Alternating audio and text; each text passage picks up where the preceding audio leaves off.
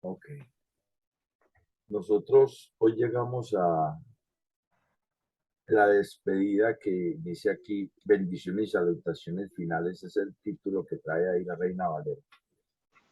Y el autor de Hebreos, pues, expresa una bendición para la iglesia. Y es el deseo de él de que el Señor Jesucristo haga en ellos la voluntad de Dios siempre. O sea, que la iglesia pueda siempre ser la voluntad de Dios. Ese es como el asunto acá. Entonces vamos a leer la porción. ¿Listo? Dice Hebreos 13:20. Y el Dios de paz, que resucitó de los muertos a nuestro Señor Jesucristo, el gran pastor de las ovejas, por la sangre del pacto eterno, os haga aptos en toda buena obra, para que hagáis su voluntad, haciendo Él en vosotros lo que es agradable delante de Él por Jesucristo, al cual sea la gloria por los siglos de los siglos. Amén. Os ruego, hermanos, que soportéis la palabra de exhortación, pues os he escrito brevemente. Sabed que está en libertad nuestro hermano Timoteo, con el cual, si viniere pronto, iré a veros. Saludad a todos vuestros pastores y a todos los santos. Los de Italia os saludan. La gracia sea con todos vosotros. Amén. Una pregunta antes de comenzar, porque la porción nos da, que es corta y es la despedida del autor. La pregunta es, además de el deseo del autor de que la iglesia haga la voluntad de Dios, se mantenga en ese propósito de Dios, ¿qué más encontramos allí en la carta? ¿Qué les dice a ustedes, por ejemplo, cuando en el versículo 22 dice, os ruego, hermanos, que soportéis la palabra de exhortación? Pues os he escrito brevemente. Esa es una pregunta. Y los versículos 23 y 24, ¿qué nos dicen mirando todo el contexto de la carta? Quisiera que alguien, si leyó la porción o en este momento, eh, nos dijera lo que piensa al respecto.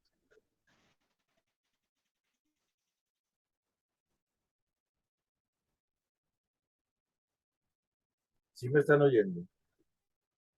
Todos, yo creo. Sí, claro. Sí, bueno, listo. Hermano,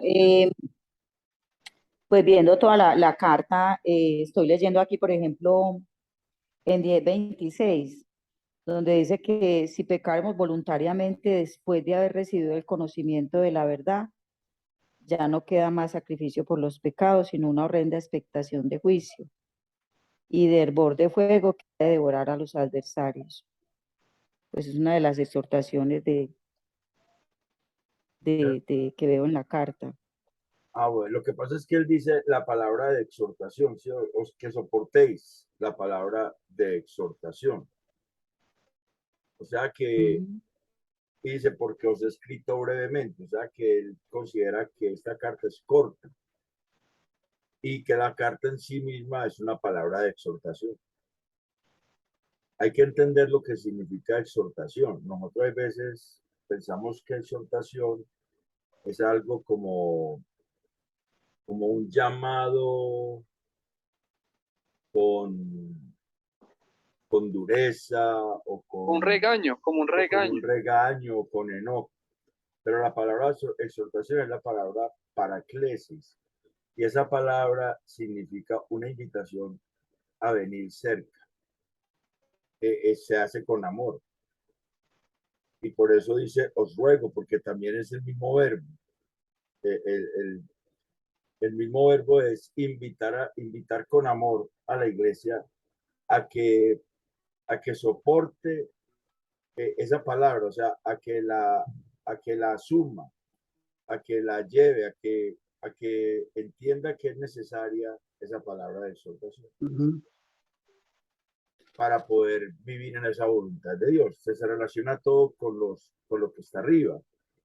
La despedida es muy especial.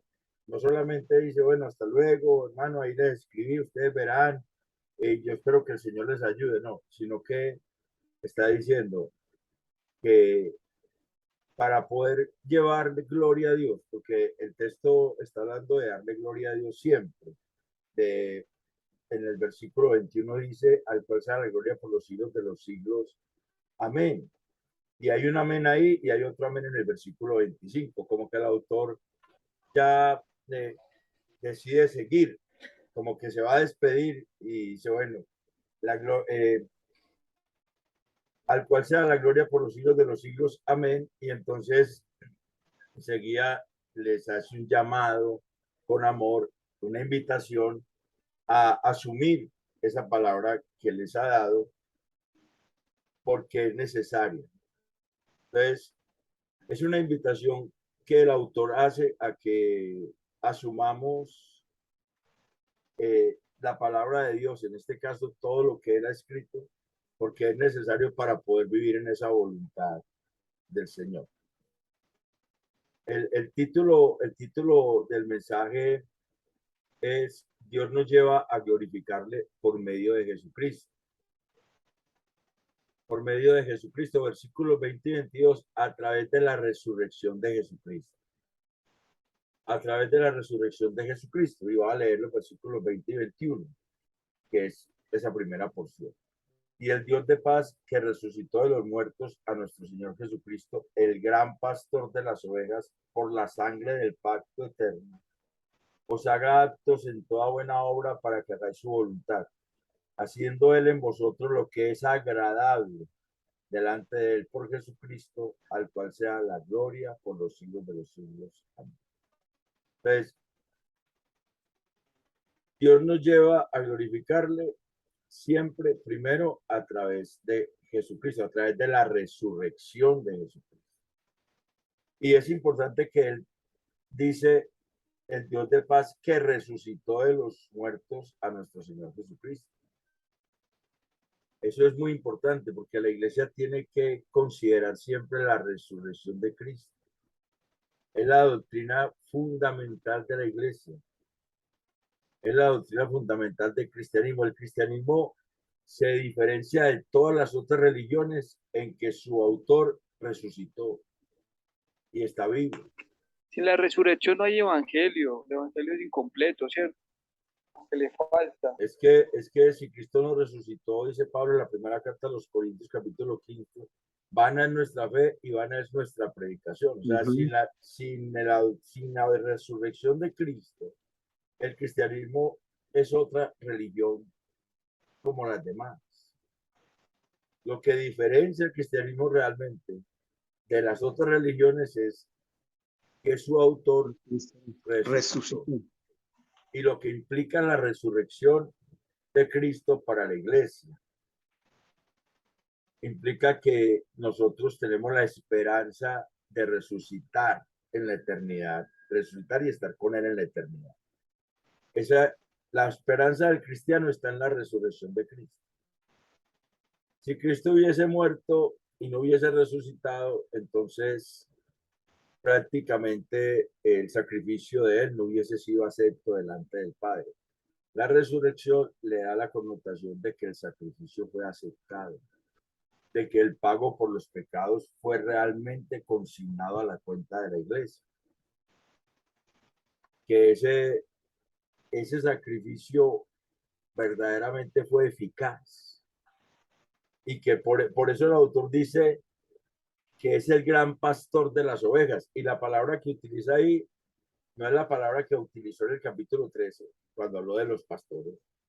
En el capítulo 13, versículo 7, y en el capítulo 13, versículo 17, ahí utilizó una palabra que no es la palabra que utiliza acá cuando se refiere a Jesucristo. Dice el gran pastor de las ovejas, el megapastor, porque la palabra es mega, que es un acusativo de megas, que es grande, grandísimo, el gran pastor de las ovejas. Y la palabra que utiliza es la misma que el Señor utilizó cuando dijo yo soy el buen pastor, que es una palabra que literalmente quiere decir que cuida las ovejas. el pastor que está con las ovejas siempre. Ese es el gran pastor.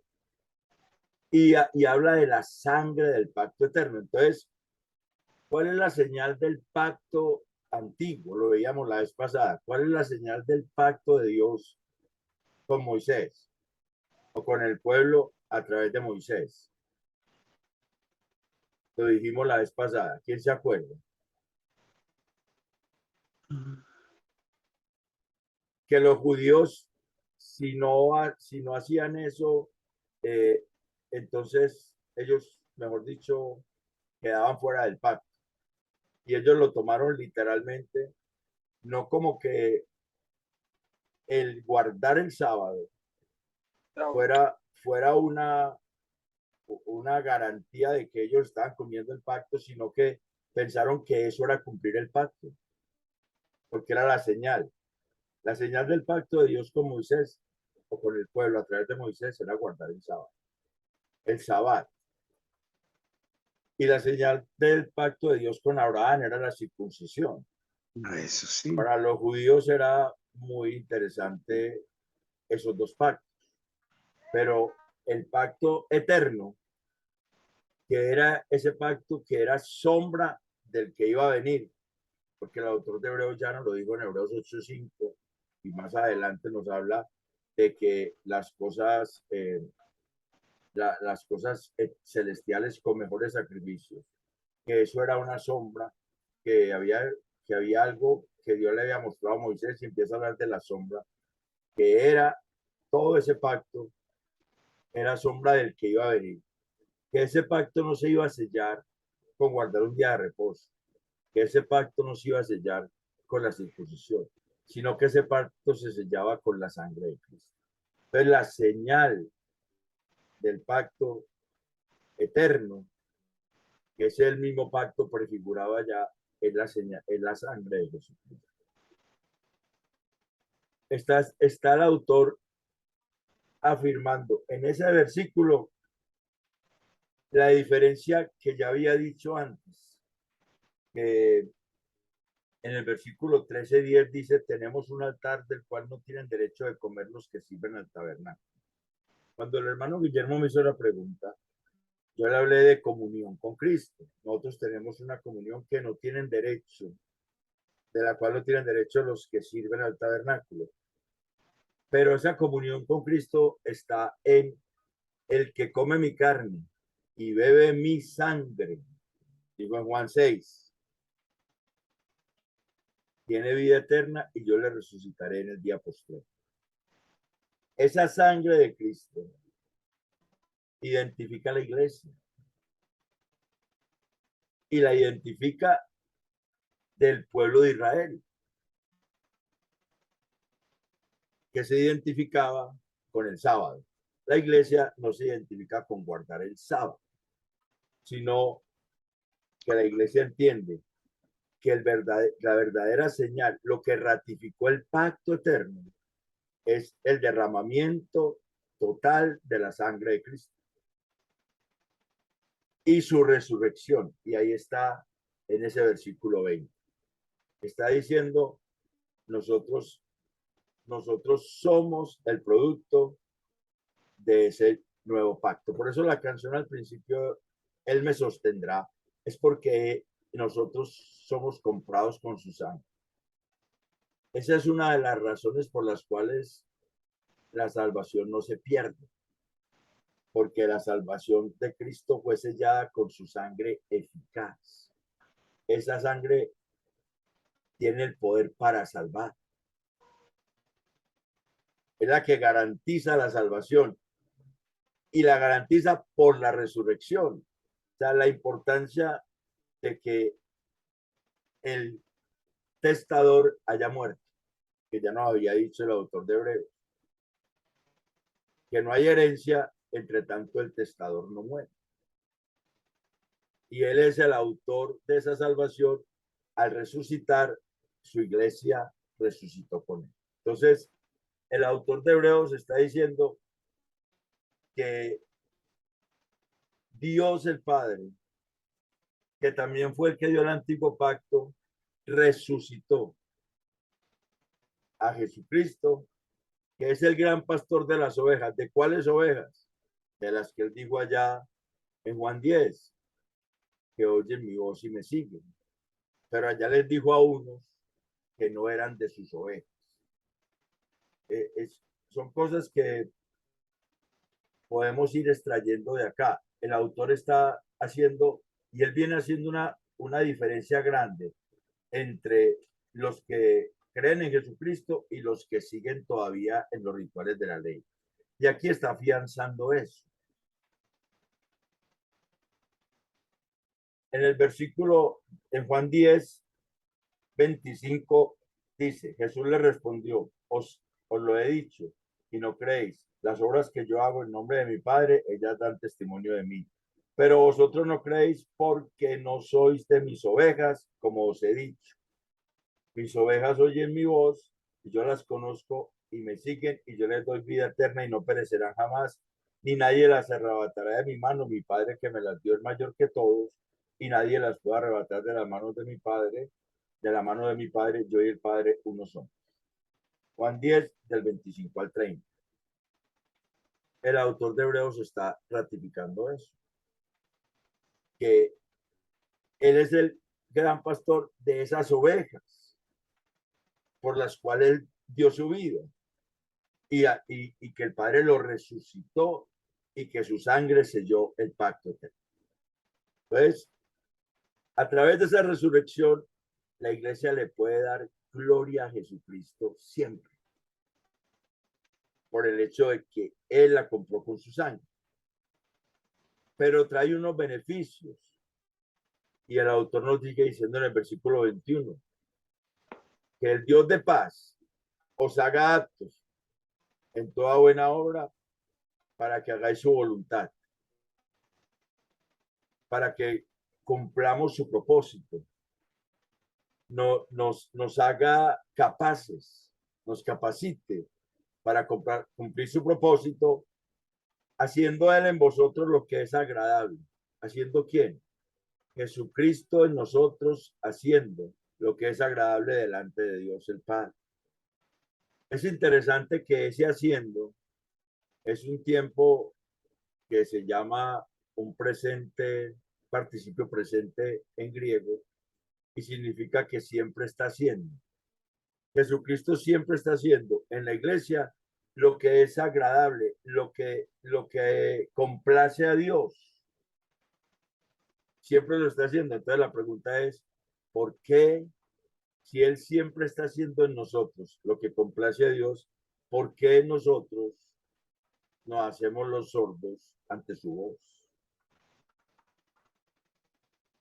Porque hay veces nos hacemos los sordos ante su voz y no seguimos su dirección, no seguimos lo que Él nos muestra en la palabra, sino que seguimos nuestras propias subjetividades.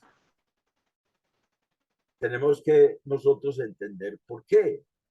Y por eso el versículo 22 habla de una palabra de exhortación. Por eso necesitamos la exhortación. Por eso necesitamos la invitación amorosa a acercarnos, porque eso es lo que significa exhortación. Y es un ruego a acercarnos a lo que esa palabra nos dice, porque es Jesucristo a través de la palabra nos está llevando siempre a hacer la voluntad de Dios, del Padre, pero la resistencia que nosotros ponemos se debe a nuestras subjetividades, a nuestros deseos, a nuestras maneras de ver el mundo, que nosotros como que hay veces descontextualizamos la palabra y la metemos en otros contextos, o traemos otros contextos y le metemos la palabra. Entonces, es un llamado a afirmarnos, es el último llamado que la autora hace a afirmarnos en ese nuevo pacto, que es el único que puede llevarnos a vivir de una manera agradable delante del Padre por la obra de Jesucristo. Así que los otros, como decía el versículo 10 del capítulo 13, no tienen derecho de comer de ese pacto, no tienen derecho de alimentarse de ese pacto, no tienen derecho de participar de esa comunión, porque esa comunión es el cuerpo y la sangre de Cristo, derramadas por su iglesia. Cuando el Señor dice allá en Juan 6, el que come mi carne y bebe mi sangre, tiene vida eterna y yo le resucitaré en el día postrero, Él está hablando del que come mi palabra y aplica el sacrificio para seguirme.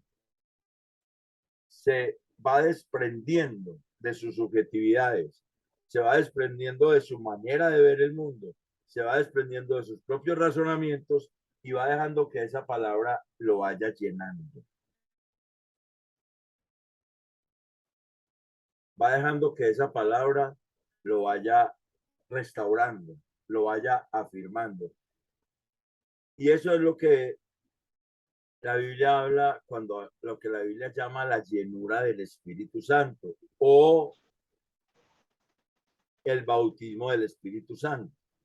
No es una experiencia extraordinaria en el sentido de que es un éxtasis o que hubo una cosa palpable que todo el mundo vio, sino que es una llenura del concepto de Dios en la vida del hombre, que va desplazando los conceptos propios de cada uno. Y para eso siempre necesitamos esa palabra de exhortación. Entonces, el autor nos está llamando y nos está diciendo, nosotros somos llamados a darle siempre gloria a Dios y por medio de Jesucristo lo podemos hacer a través de su resurrección. Dios nos ha invitado a eso. El Padre nos ha invitado, nos lleva a glorificarle por medio de Jesucristo, a través de la resurrección de Jesucristo, pero también a través de la palabra de exhortación. También a través de esa invitación amorosa a acercarnos a esa palabra que va rompiendo con las subjetividades propias de cada uno y nos va generando en nosotros la mente de Cristo. Va poniendo en nosotros la manera de percibir las cosas como las percibe Dios, como las ve Dios. Ya no llamamos a lo malo bueno, ni a lo bueno malo. Y cada vez vamos a ir llamando a lo bueno bueno y a lo malo malo, más.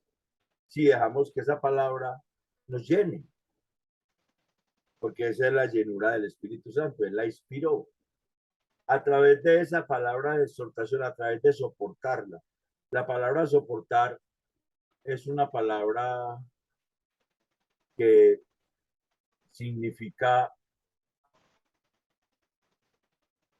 la palabra soportar, es una palabra que significa sostenerse uno mismo en contra de, sostenerse uno mismo en contra de, aguantar, padecer, sufrir, tolerar. O sea, es sostenerse uno mismo en contra del mismo pensamiento de uno.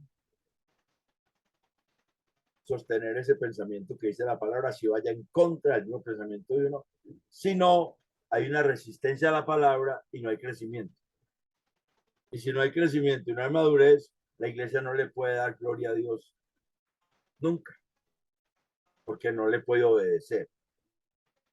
Y no le puede obedecer no porque Jesucristo no esté haciendo en la iglesia lo que es agradable delante de Dios, sino que Él lo está haciendo, pero cada creyente está poniendo barreras a lo que Él está haciendo.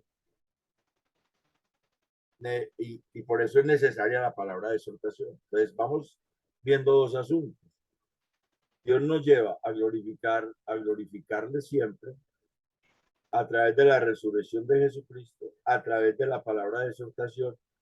Y los versículos 23 y 24 nos hablan de dos tipos de circunstancias adversas o de penalidades.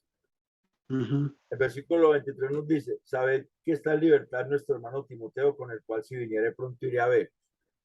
Él no está preso, él no estaba preso porque estaba robando o estaba matando o estaba cometiendo algún delito. Él estaba preso por la palabra. Él estaba preso por Jesucristo. Él estaba preso por proclamar que Jesucristo es el Señor. Entonces, una de las cosas es que a través de diferentes circunstancias adversas, nosotros también glorificamos a Dios. Aquí se nos presentan dos. La primera es que estaba preso, pero sin embargo, el autor dice, ya está en libertad, sabed, o sea, tengan ustedes por seguro que ya está en libertad nuestro hermano Timoteo, con el cual si viniere pronto iría a veros, o sea, él estaba preso, salió y quiere ir otra vez a verlos allá, a los que están sufriendo persecución, o sea, no tiene miedo de volver a estar preso.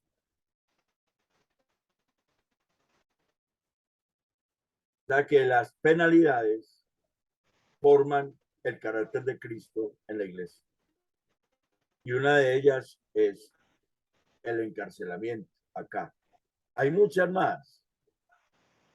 La burla, el desprecio, los golpes, las enfermedades, están puestas por Dios también y Dios las determina que pasen para que el carácter de Cristo sea formado en la iglesia, para que la iglesia le pueda dar gloria a Dios siempre. Es la tercera manera que vemos acá. Y la otra, la tercera manera también está en otro asunto. Saludad a todos vuestros pastores y a todos los santos. Los de Italia os saludan. Eso están lejos. Seguro porque tuvieron que ser exiliados. Sin embargo, desde allá, ellos anhelan estar con la iglesia. Ellos tienen buen concepto de la iglesia. Ellos aman la iglesia y desean que la iglesia sea cada vez inundada con la gracia de Dios. La gracia sea con todos vosotros. Amén. Entonces, el autor nos presenta tres formas de darle gloria a Dios siempre. Tres formas de darle gloria a Dios siempre en esta despedida. Nos está diciendo a través de la resurrección de Jesucristo. Jesucristo es el medio por el cual se le puede dar gloria a Dios. No hay otro medio. A través de la palabra de exhortación. La palabra de exhortación siempre nos va a hablar de lo que dice el Señor. Y a través de nuestras penalidades. El ejemplo de estos hermanos que están presos y estos hermanos que están en el exilio. Y ese que está preso no tiene miedo de volver allá donde lo pueden volver a poner preso, porque quiere llevar gloria a Jesucristo. Y los que están en el exilio anhelan volver donde están los que ellos aman y los saludan y quieren y se gozan estar con ellos y les bendicen. Les bendicen. La iglesia siempre está llamada a bendecir, aún al enemigo. Cuando el Señor habló en el Sermón del Monte, amad a vuestros enemigos, dice, bendecid a los que os maldicen. Aún al enemigo, la iglesia está, a los enemigos, la iglesia está llamada a bendecir. Mucho más entre hermanos. Entonces, porque muchas veces entre nosotros mismos discutimos, nos tratamos mal, pareciera que no fuéramos hermanos. ¿Por qué? Si el Señor nos está llamando a bendecir. Y es una forma de darle gloria a Dios. Es una forma de darle gloria a Dios y demostrar que somos su pueblo, que somos ese pueblo que Él ganó por la sangre de Jesucristo. Es un pueblo que Él ama, es un pueblo en el cual Él se deleita por Jesucristo, no por nosotros, por Jesucristo. Por eso la canción al principio decía, Él me sostendrá, Él ama a su pueblo, Él me sostendrá. Él dio su vida por nosotros. Y el Padre nos mira a través de ese sacrificio hecho por Jesucristo. Entonces, en esta despedida tenemos tres maneras de darle gloria siempre a Jesucristo. a través de su resurrección, porque esa resurrección de Jesucristo nos hace aptos para hacer lo que es agradable delante de Dios, porque Jesucristo mismo lo está haciendo siempre en la iglesia. Lo que es agradable, o sea, lo que es apropiado delante de Dios, a cumplir su propósito. Pero necesitamos, a través de la palabra de exhortación también, porque necesitamos ser exhortados para poder mantenernos en el camino. Necesitamos con un ruego, esa palabra es los invito amorosamente a que acepten esta invitación de ir en contra de ustedes mismos por lo que la palabra dice, de sus propias convicciones subjetivas, e ir anidando cada vez más esa palabra de exhortación en el corazón. Y a través de las diferentes penalidades. Son 3 formas por las cuales nosotros estamos llamados como iglesia a darle siempre gloria a Dios por medio de Jesucristo. Eso es esta porción de Hebreo. Eso es. Y termina diciendo, la gracia sea con todos vosotros. La palabra gracia es la palabra charis en griego y significa la influencia de Dios en el corazón que se refleja en la vida. Como quien dice, cada vez más se ve a Dios en sus vidas. Amén. Ese es el deseo. Cada vez más se ve a Dios en sus vidas. Cada vez más el carácter de Cristo esté formado en sus vidas. ¿Cómo? Haciendo lo que es agradable delante de Él, porque Jesucristo lo hace, dejando que Él obre, recibiendo con amor esa palabra de exhortación, porque es para bien, y sabiendo que las penalidades son para formar el carácter de Cristo. Entonces, cuando venga una controversia con alguien por hablar de Cristo, eso significa que Cristo está formando el carácter. Cuando hablemos de Cristo y nos traten mal por hablar de Cristo, necesitamos asumirlo así. Dios está formando mi carácter, está formando mi paciencia, está formando mi templanza, está formándome en amor para bendecir a esa persona aunque me trate mal. Cuando nos digan cosas malucas por hablar de Cristo, entendamos que eso es parte de la formación del carácter de Dios para que nosotros le demos gloria a Cristo siempre. Eso es Hebreos. Terminamos el estudio de Hebreos y